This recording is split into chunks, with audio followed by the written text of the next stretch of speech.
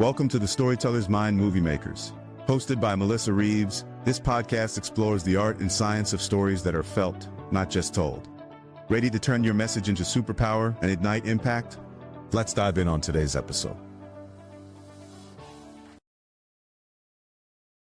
Hello and welcome back. I am Melissa Reaves. I am the founder of Story Fruition, and it is so wonderful to have you as a mind movie maker in the making.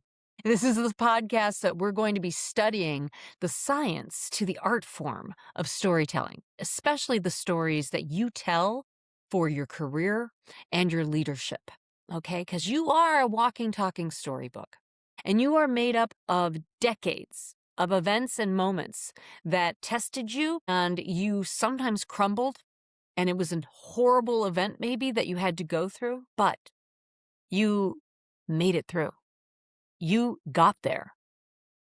Now, we're going to be talking about the difference between telling a story that is now a scar story. It's something where it's like a badge of honor. You know, you went through something really tough. It pushed you to your limits. You didn't think you could even get any darker, maybe, than what you were facing at that moment. Examples could be a sudden departure of someone that you love, a marriage falling apart, a betrayal of any sort. Those are very rich human escalation stories in your own consciousness of who you are. And when told right, a scar story can be extremely healing for not just you, but also for your audience who might be on the verge of facing something like that, or they are facing that situation right now. And your warrior wisdom can be completely amazing. I think that the main thing that causes a scar from a wound story is time. Is time, attention, self-reflection, journaling, therapy, walks in the woods, just reflection, okay? And when you can kind of remove your ego from what you have experienced to really see what the universe wants you to see, now you are operating from a scar, okay? If you're in an event right now, okay, maybe your marriage just blew up and you are in it. That is a wound. That is a wound. And you're still processing it. You're still gathering data. You're still trying to figure out what the heck just happened, even though you probably know, but you're in it. And time has not had a chance, okay? But you need to talk about it probably. But that's what your best friend circle is for. That is what a therapist is there for. You know, those are the things that you are in a wound and it hurts. It hurts. But remember, when you're in that, you're living through a future story. So be patient with yourself. Become aware, because now we can actually maybe even speed up some of that healing process when you realize, oh, I'm in a lesson. I'm in a lesson. Okay, here we go. Okay, and then however you need to work to get through that, what happens is it goes from a wound, which when a wound happens, it bleeds, it hurts, it's open, it's raw. But then air gets to it, neosporin gets on it. That might be some wisdom words from someone who matters to you. And then it starts to scab. Right? It starts to heal. And eventually that scab starts to get a little itchy because you're ready to like take it off, and it's gonna be okay. And then you see a scar. Okay? So time is a key factor. But the beautiful thing about being a human being is that we have a built-in emotional guidance system. And so when you are telling a story and it's a wound and you know it, your gut will hurt. Your heart will hurt. You might even have like palpitations. Like your body will let you know this is too big for human consumption, like on a grand scale. All right.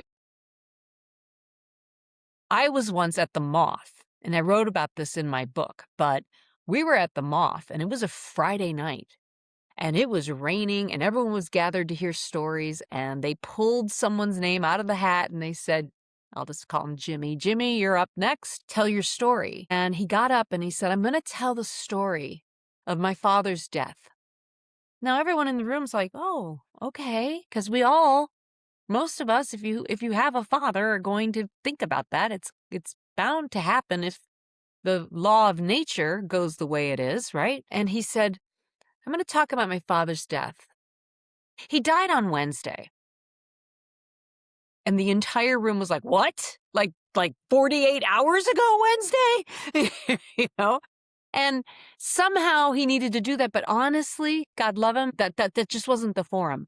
And the reason why was he was living it, and the audience was subjected to something very raw. We could barely hear what he was saying because now everyone was just like, are you okay? What happened? Like the human beings in the room were being put in a position that it was really uncomfortable, and I would even say unfair to the audience. And it was also really tough for the next storyteller to come up and have to kind of change that. Somehow he made it through his story. I can't tell you one word that he said, not a single word. Now, that was about 5 or 6 years ago. So if he were to tell that story now, where he has had the time pass and he can learn what his life and who he is as a man is now that his father has departed, that's a brilliant story. I hope he has told it and he's telling it now. Like, that would be great because all of the swirling stuff that happens when you're living through something has calmed down. He has scabbed. He has gotten itchy. He has made the scar happen, and he's found those pearls of wisdom. That's what we want. That's what we want. Now, that does not mean that when you are telling a scar story, that you still don't emotionally get moved. Like, one of the stories I told on The Moth was the night that my mother passed away. Okay, I told this story, though, probably, I'm going to say at least 2, maybe 3 years after she passed away. And I was able to take in all the different scenes because I had soul travel, or I had time travel going on in the story. And there's a lot of time travel in that story. In fact, I might even link that below if you want to see it. But by the time I told it, I was able to, because it was a scar that I had processed. However, to this day, even when I watch it, I still always end up in tears. I always do, because I adored my mother and I miss her dearly. And I know she's with me, right? But it's still hard, but that doesn't make it a wound story, okay? Oftentimes in work that I'm doing, I'll be working with some very sensitive subject matter because the person who's gone through the trauma now has allowed time to go do its work, and they're ready. They're like, you know what? I am not the only person that has faced this type of behavior or abuse, right? And when we're in sessions, I always want to make sure, are you able to talk about this? How long ago was it? Because if it happened in childhood, that means you're still carrying it. And I'll even ask, have you had therapy? Have you worked through this? And I can tell instantly when someone's like, yeah, I have. I'm ready. My gut is telling me it's time for me to share this message so that other people who could be experiencing this, who are experiencing this, could have some sort of beacon of light of hope. And that's my story. Great. Awesome. So we will take those projects. Okay. But in that session, we have to still be very careful, because when I start story mining, or when you start story mining, or if you use Missy AI and you start story mining with her, you're going to come really close, and you need to pay attention to your body. Okay. And we're going to take deep breaths, and we're going to say just enough so that the mind movie is captured. We get it without going back into it in the pain move. We're not there. And we're also not only protecting our own self and our own scar from staying a scar and not ripping it back open, but we're also honoring our audience. Because our audience, even though they might say, I want to hear this story, I relate to it, either personally or through someone I love, it's still tough. It's still tough.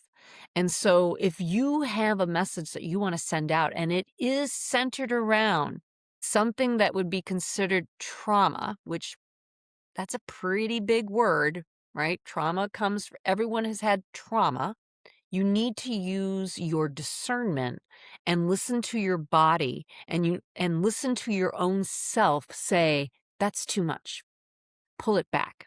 And this is, again, where having a storytelling coach with you can really help, right? Because you got the third party who hasn't been there, doesn't know anything, and can hear it a little more objectively. So if you are putting together something like that, I would highly recommend in that case that you do get a partner that can be helpful to you to put that together. But once you have like the strength to go, okay, I know how to tell this story. I'm going to tell it. I'm going to make it very vivid. The audience will feel like a fly on the wall to some degree, but I'm going to also protect them. You're now using the magic of what a scar story can bring, not just for yourself, but to the world. Okay? I will not ever want to see any client or any person having a scar story ripped back open into a wound. And I have seen that. It's really uncomfortable and it's really unfair to watch someone else want to rip it just because they're trying to get like the dramatics out of it. No, we're healing hearts. Okay, we're not hurting them. All right. So this comes up a lot. And think about your own world and what you have gone through, because all of these stories from childhood to your 20s, your 30s, your 40s, all the decades that you live have their own personality type. They have their own goals and visions. And, in your 20s, marriage may have been like the yay. By the time you're 40, not so much, So what happened in your 30s? Those are stories. Those are moments. And in all of them, you learn how to persevere. You learn that you're much stronger than you may have even given yourself credit for. So, as I like to say, tell your stories and tell them well. And make sure that if it's something that has once been a wound, that you have used time to your and your audience's advantage to be able to hear it and also learn and grow with you. And your story could change someone's life for the better. So I commend you. And I hope that this was helpful. Because getting up and just ripping it away right in front of the audience might not serve you the way you think it is. But if you do it right, you'll change the world. Okay, that's all I have to say about that. Let me know if you have any thoughts or comments. Have you ever experienced someone who just says way too much and just leaves you feeling lost because that was just things you can't unsee now in your imagination? Think about that. All right. Until our next episode, thank you, and we'll see you back here. Thank you for joining the Storyteller's Mind Movie Makers. To build your story library and turn lived experiences into unforgettable mind movies, subscribe, leave a comment or review, and share this podcast. For fast, reliable support and coaching, subscribe to Missy AI, our AI storytelling coach available at storyfruition.com. And don't forget to follow @StoryFruition on YouTube and Instagram for more storytelling tips and live coaching. Thank you for listening. Until next time, keep crafting, keep sharing, and remember, tell your stories and tell well.